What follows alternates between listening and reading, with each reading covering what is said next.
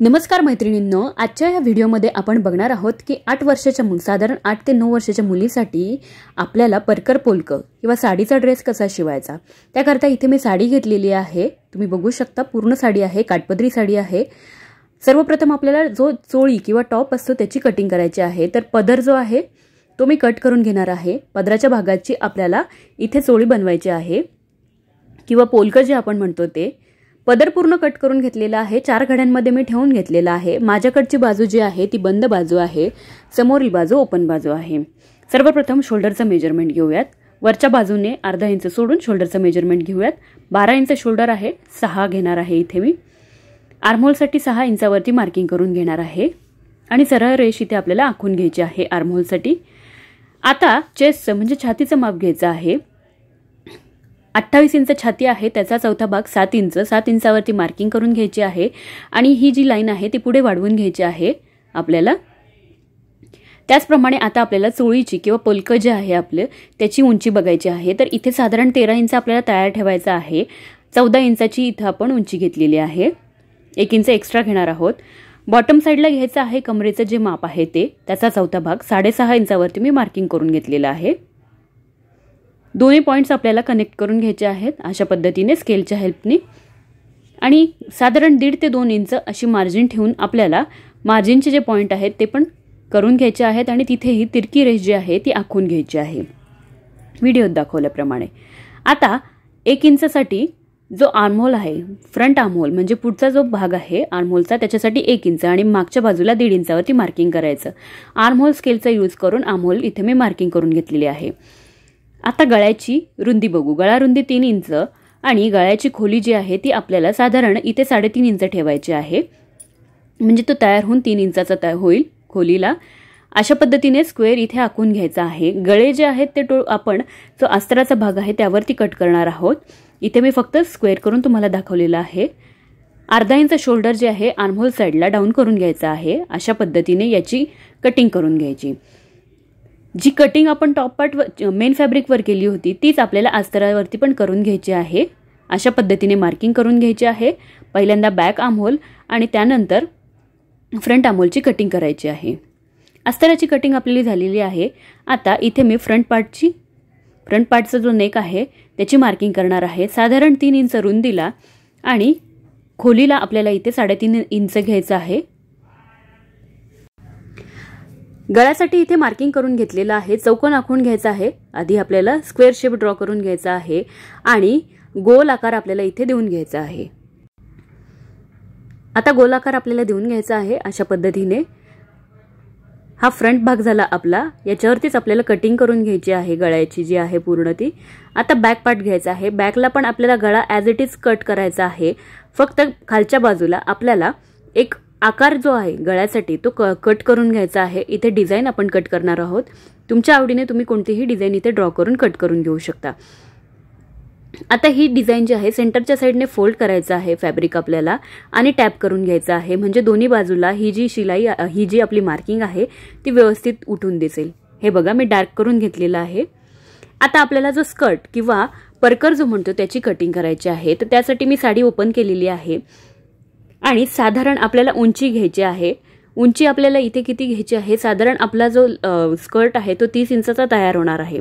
इथे उंची घेताना मी 28 इंच उंची घेणार आहे। साडीची जी उंची आहे ती 28 इंचाची घेणार। त्यामध्ये आपला बेल्ट जो आहे तो ॲड होणार आहे 2 ते 3 इंचाचा। 28 इंचावरती मार्क करून घेऊन आपल्याला सरळ रेष आखून घ्यायची आहे साडीवरती आणि रुंदीसाठी किती घ्यायचं आहे कापड, तर साधारण 43 म्हणजे 42 ते 43 इंच अशी ह्या परकरची रुंदी असेल एका पार्टची। असे 2 पार्ट आपल्याला कट करून घ्यायचे आहेत फ्रंट आणि बॅकसाठी। रेष आखून घेऊन आपण हे कट करूयात। रेष आखून झालेली आहे आणि कटही करून घेतलेला आहे मी। असंच आपल्याला दुसरा एक पार्ट कट करून घ्यायचा आहे सेम उंचीचा। इथे तुम्ही बघू शकता अशा पद्धतीचे 2 पार्ट आपल्याकडे तयार झालेले आहेत परकरसाठी। अस्तर पण आपलं कट झालेलं आहे। 2 अस्तराचे भाग आहेत फ्रंट आणि बॅकसाठी। आता आपण स्टिचिंग करूयात। सर्वप्रथम टॉप पार्ट घेतलेला आहे, सरळ ठेवला आहे, त्यावरती अस्तर आपण ठेवणार आहोत। पुढचा जो आहे पार्ट तो तयार करणार आहोत आपण।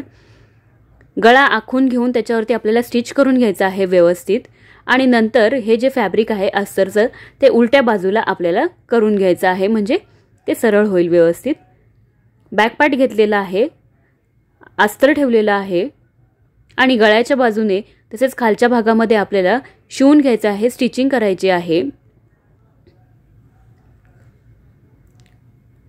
इथे तुम्ही बघू शकता मी शिवून घेतलेला आहे गळ्याचा पूर्ण पार्ट आणि नॉटही तिथे मी ॲड करून घेतली होती शिवतानाच। व्यवस्थित नॉट बाहेर काढून घ्यायचे आहेत, त्याची टोकं जी आहेत ती व्यवस्थित आली पाहिजेत। अशा पद्धतीने सरळ करून घ्यायचा आहे हा पूर्ण भाग। खूप छान असा गळा आपला इथे तयार झालेला आहे, शेपही खूप छान आलेला आहे। आता ह्या पूर्ण गळ्यावरती आपल्याला टॉप स्टिच करून घ्यायचा आहे, म्हणजे जी शिलाई आहे ती व्यवस्थित याच्यावरती करायची आहे आणि जो बॉटम आहे तो पण व्यवस्थित आतमध्ये डबल फोल्ड करून स्टिच करायचा आहे। अशा पद्धतीने व्यवस्थित करून घ्यायचा आहे। दोन्ही पार्ट माझे इथे तयार झालेले आहेत, फ्रंट आणि बॅक। त्याचप्रमाणे अस्तर मी त्याची जोडून घेतलेले आहेत सगळ्या बाजूने। आता आपल्याला शोल्डर फिटिंग करून घ्यायची आहे। शोल्डर फिटिंग करून झाल्यानंतर इथे मी स्लीव्ज कट केल्या होत्या उरलेल्या भागातल्या, तर ह्या दोन्ही स्लीव्ज आपल्याला याच्यामध्ये ॲडजस्ट करायच्या आहेत, अटॅच करून घ्यायच्या आहेत व्यवस्थित।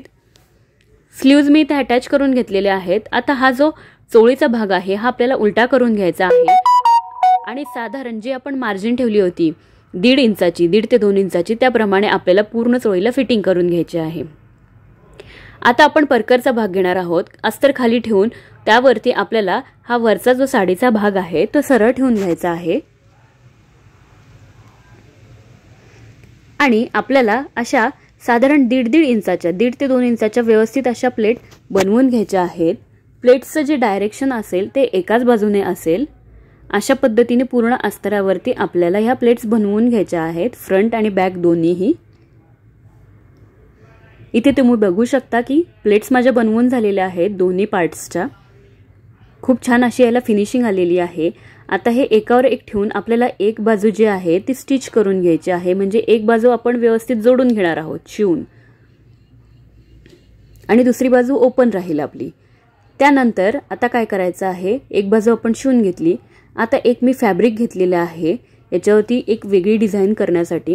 हे फॅब्रिक जे आहे ते एका साईडला त्याची उंची कमी आहे आणि एका साईडला क्रॉसमध्ये त्याची उंची वाढलेली आहे। तर ज्या बाजूने उंची जास्त आहे किंवा क्रॉस भाग आहे त्या बाजूने आपल्याला अशा पद्धतीने झिगझॅग पॅटर्न, छोटासा झिगझॅग पॅटर्न करायचा आहे, जसा नऊवारी साडीमध्ये असतो तसा। खूप छान असं दिसतं हे। अशा पद्धतीचा झिगझॅग पॅटर्न बनवून घ्यायचा आहे, पिनने सिक्युअर करायचा आहे आणि हा पॅटर्न आपल्याला जो परकरचा पुढचा भाग आहे त्यामध्ये शिवून घ्यायचा आहे। व्यवस्थित प्रेस करून घेतला तर अतिउत्तम, खूपच छान दिसेल तो। हे बघा इथे तुम्ही बघू शकता, खूप छान असा हा पॅटर्न तयार झालेला आहे। आपल्याला हा व्यवस्थित शिवून घ्यायचा आहे। हा पॅटर्न मी शिवून घेतला आहे आणि बेल्ट जो आहे तो साधारण 4.5 इंचाचा कट करून मी एका बाजूने म्हणजे आतल्या बाजूने शिवून घेतलेला आहे। बेल्टला अस्तर लावलेला आहे। आता बेल्ट हा बाहेरच्या बाजूला फोल्ड करायचा आहे अशा पद्धतीने आणि व्यवस्थित असा स्टिच करून घ्यायचा आहे। त्यानंतर आपला जो परकर आहे त्याला व्यवस्थित फिटिंग करायची आहे। अस्तराला पण आपल्याला फिटिंग करायची आहे आणि अस्तरची जी खालची बाजू आहे त्याला डबल फोल्ड करून स्टिच करून घ्यायचं आहे। तर मैत्रिणींनो, अशा पद्धतीने आपलं सुंदर असं पोरकं तयार झालेलं आहे। तुम्ही बघू शकता, खूप छान असं दिसत आहे। तर कसा वाटला माझा आजचा व्हिडिओ प्लीज कमेंट्स करून कळवा। चॅनलला लाईक करा, शेअर करा आणि सबस्क्राईब करा। खाली दिलेल्या बेल आयकॉनवरती क्लिक करा, म्हणजे येणाऱ्या प्रत्येक व्हिडिओची नोटिफिकेशन तुम्हाला नक्कीच मिळेल। त्याचबरोबर सिलाई वर्ल्ड मराठी हा माझा दुसरा चॅनल आहे, त्यावरती मराठी व्हिडिओज तुम्हाला बघायला मिळतील। त्या चॅनललाही सबस्क्राईब करायला विसरू नका। भेटूयात पुढच्या व्हिडिओमध्ये।